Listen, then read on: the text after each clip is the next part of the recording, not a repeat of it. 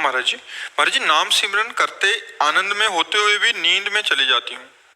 अभी आनंद नहीं आया। आनंद में और नींद में अंतर है। नींद है तमोगुण का लक्षण। इंद्रियां आनंद में टिक नहीं पाई, इसलिए तमोगुण में चली गई। नहीं तो नींद में भी भजन का आनंद रहता है। जब आनंद आता है ना, तो नींद में भी भजन होते हैं। और भजन में नींद आ जाए, ये तमोगुण का। इसका मतलब आनंद नहीं। जैसे आपको भोजन भूख लगी और आप भोजन पाव भला सो जाओ। आप फिल्म पसंद की भला देखने बैठो, 3 घंटे सो जाओ, तो हमें बताना क्यों? आनंद आ रहा है ना। आनंद आ रहा है ना, तभी। कैसे सो सकते हो? आनंद आ रहा है।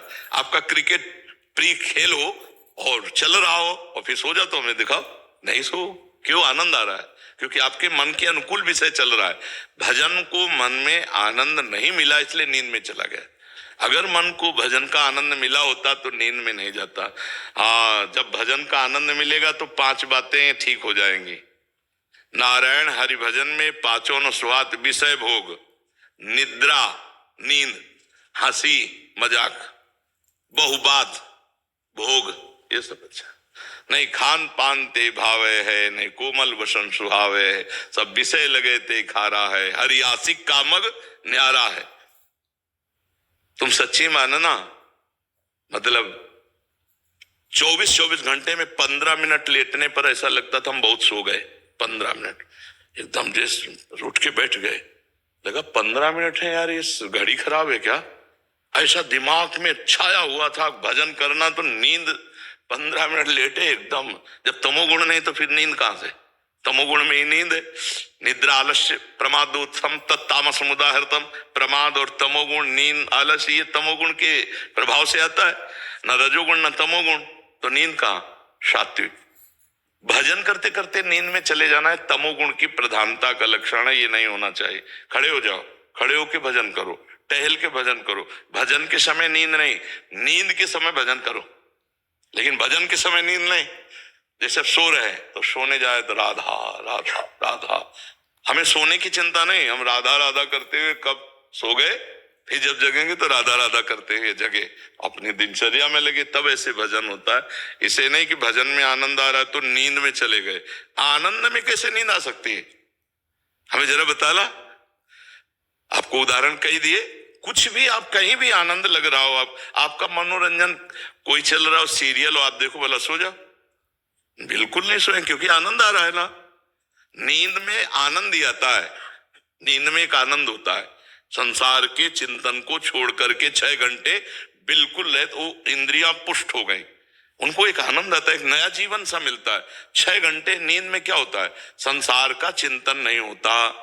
ऐसे ही जिस मनोरंजन को आप देखते होते हैं तो अन्य सब चिंतन भूल जाता है, वो आनंद आता है। और अगर भगवान के चिंतन में सब चिंतन भूल जाए तो परमानंद आ जाए। वही तो हम कर रहे हैं। अपने लोग वही तो कर रहे हैं कि भगवान के चिंतन में इतना तन्मय हो जाओ कि सब चिंतन भूल गया तो परमानंद की बाढ़ आ जाए। अभी क्या होता है? संसार का चिंतन होता है। संसार विषम है। विषम में 2 परिस्थितियां, सुख और दुख, लाभ और हानि, जय और पराजय। तो हम इसी में थपेड़े खा रहे हैं। और भगवान सम है, सम में एक रस परमानंद है। अगर हमारा चित्त भगवान में जुड़ जाए तो हर समय परमानंद बना रहे। जैसे 4-5 घंटे नींद में गए, संसार का चिंतन छूटा, कितना अच्छा लगता है। जब जगते हैं तो कितना फ्रेश महसूस होता है। क्यों? क्योंकि 5 घंटे संसार का चिंतन छूटा। और अगर जागते हुए 5 घंटे संसार का चिंतन छोड़ दो तो तुम योगी हो जाओगे, तुम अखंडानंद परमानंद का भोग करने लगोगे। तो करे यही प्रयास है। जब हम राधा राधा राधा, उसी का चिंतन, उसी को देखना, उसी को सुनना, तो देखो फिर कितनी उन्नति होती है, आंतरिक और बाह्य दोनों। संसार का चिंतन ही हमें क्लेश देता है। देखो, जो संसार के चिंतन में ज्यादा डूबते चले जाते हैं, डिप्रेशन में पहुंच जाते हैं। आप संसार का चिंतन करते रहो तो देखो आपका दिमाग थक जाए। वही राग, वही देख, उसने ऐसा क्यों कहा, उसने, हमने तो उसके साथ ये किया, ये पूरी गणित चलते चलते वो भट्ट हो जाता है। अब वो डूब जाता है, मतलब बेमतलब बैठे बैठे कुछ नहीं, कोई नहीं, वो डिप्रेशन में पहुंच जाता है। अगर हम नाम जप करेंगे तो अपने को हम बचा सकते हैं। आप गौर से देखना, नींद का सुख क्या है? 6 घंटे संसार का चिंतन छूटना। जब नई नींद लेते ना तो आप देखो हर नस नाड़ी आपकी भारी हो जाती है, थक जाती है। ऐसा लगता है यार सोना चाहिए। क्या सोना है? मतलब संसार का चिंतन 6 घंटे भूलना है, 8 घंटे भूलना है, मुझे संसार भूलना है।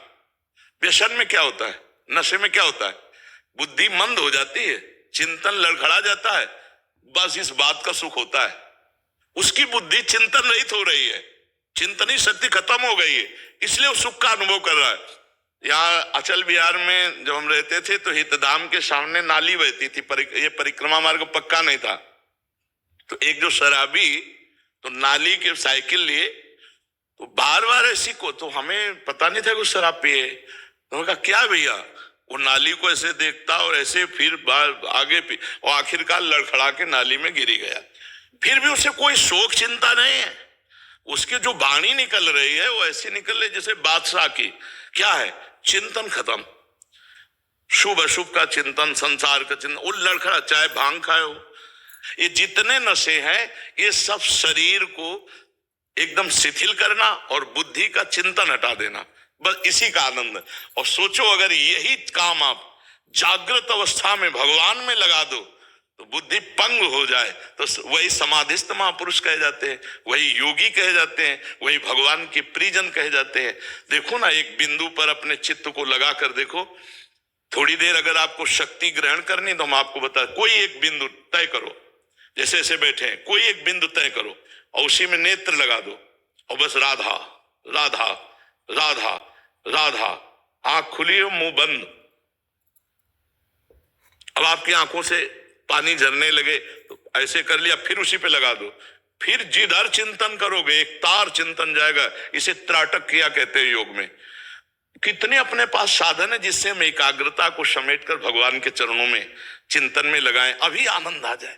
जादू मंत्र टोना और ये जो आते हैं ना वो कैप्सूल जैसे, वो क्या कहते हैं उनको, जंतुर, इनसे काम नहीं बनने वाला। तुमको हाँ ज्ञान विज्ञान संपन्न होना पड़ेगा, ये सब छूछा, ये सब नाटकबाजी से नहीं निकलना। जैसे नाम जब भी चल रहा हो, चिंतन भी दूसरे आ रहे हो, तो क्या मन के 2 विभाग हो जाते हैं? हाँ, मन के 2 विभाग हैं ही।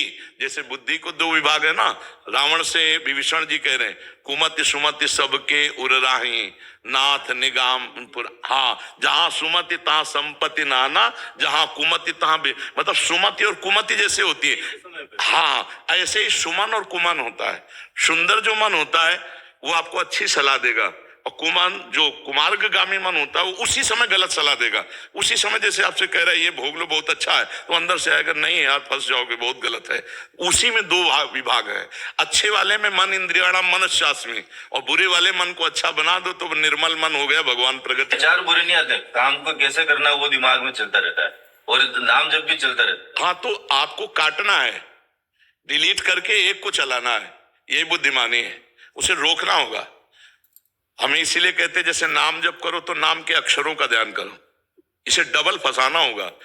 ये डबल पटरी पे दौड़ता है, राग द्वेष पे दौड़ता है, तो इसे फंसाना होगा। राधा, अब अंदर से उच्चारण कर रहे हैं राधा, सामने लिखा है राधा, हम पढ़ रहे हैं, देख रहे हैं, सुन। अब इसको भागने का अवसर नहीं मिलेगा तो ज्यादा देर इसमें टिकेगा नहीं, देखना। और अगर टिकने लगे तो फिर देखना आप आनंद आने लगेगा, फिर रुचि बढ़ने लगेगी। ये डबल भागना चाहता है, ये 2 काम एक साथ करना चाहता है, इसमें क्षमता है। ये भगवान की आरती भी करेगा और बाजार भी वो आएगा उसी समय। भगवान की आरती करता जा रहा, सोचता जा रहा बाजार जाना, वहां मिर्च लानी, वहां आलू लानी, वहां ये सब करता रहेगा। देखने में लगेगा भक्ति हो रही है, चिंतन हटते ही लगता है कि मैं नाम जब भी चल रहा था मेरे। हाँ, नहीं वो 2 काम कर सकता है, इसीलिए हम डबल उसको फंसाते। लिखो और उच्चारण करो और सुनो तो उससे मंगल हो जाएगा।